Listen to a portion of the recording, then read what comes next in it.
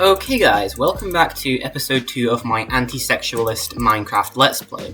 So today, I was thinking of building a cool little house with some of the resources I got last episode, and I was also going to talk a bit about, some more weird anti-sexualist topics that I found exist for some reason. The one that I'm going to detail today is the sexualization and people applying fetishes to anti-sexual content and ace content. The example that made me want to make this video was that I've heard, I know she made this video ages ago, but I've heard Jaden Animations was getting a bunch of backlash for her not being straight video, where she came out as like asexual and aromantic.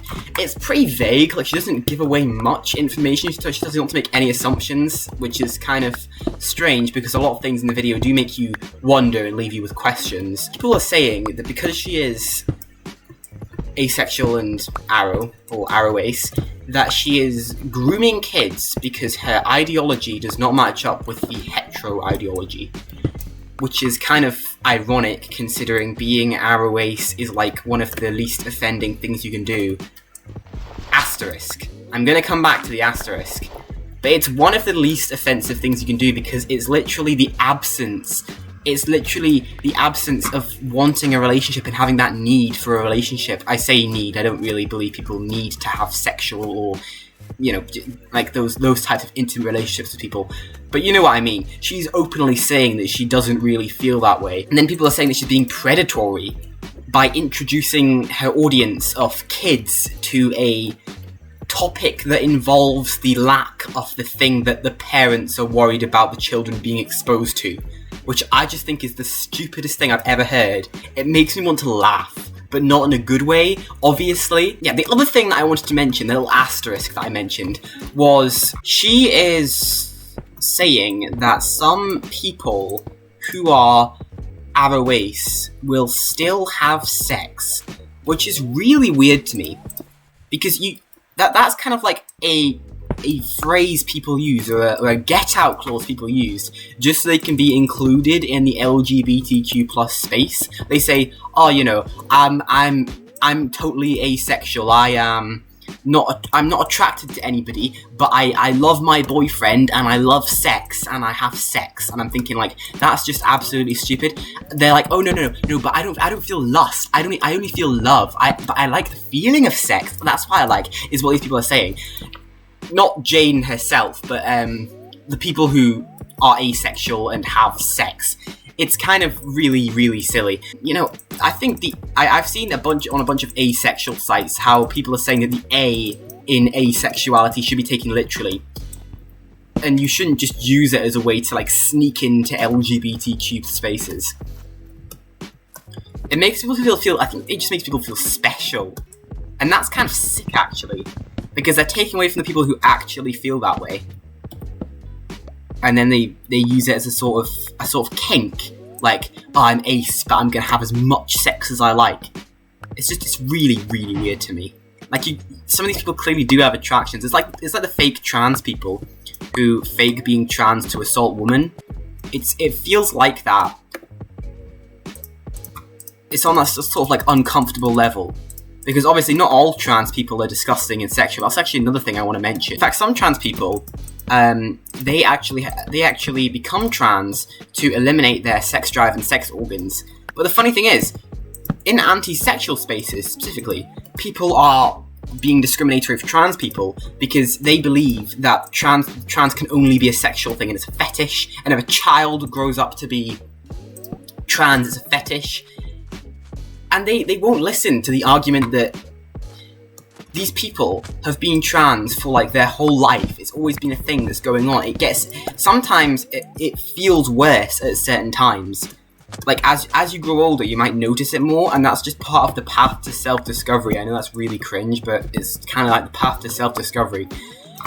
And a lot of the time, some people who are anti-sex will become this thing called, I hope I pronounce it right, an inyach, which is where you obviously you remove the male sex organs if you're a male. I believe there's a way to do it if you're a female as well, but I'm not really sure. And then you can be trans, technically a type of feminism, but not really. it just depends on like your identity and whether you really identify with being trans, which is another story. And people call them out, especially like hyper religious people who believe that God would never want you to be trans, and then they say a bunch of stuff about how God is the purest thing on the planet, which is kind of interesting considering that there are some pro-heterosexual quotes in the Bible. So they can't really use that as much of an excuse. Maybe if they're meaning like in the terms of like monks, because like religious monks who will separate themselves from sexual lifestyle and all that. But that's completely different to the reason why people will become anti-sexual these days. It's for more moral reasons and feeling like sex is disgusting and evil, which it definitely is. It causes pain, it causes crime, it causes suffering, it causes trauma, it causes people to revert back to a primitive, de-evolutionized state. But I don't think it's fair to say that someone being trans is inherently sexual just because a few people have said that and done stuff on the news that's not nice. You know? Because these people haven't. These people are trying to find a way to accept their own bodies because, heck, if you're anti-sexual, your body might be disgusting enough to you because of the sex organs that you come with, that you just want to get rid of them. And people assume that because you're trans, you're always just replacing your sex organs and you're not moving them entirely, which is also incorrect because some people can, you know, there's this whole spectrum of this. You can take hormones and you can be feminized, but you might not have a artificial vagina or anything.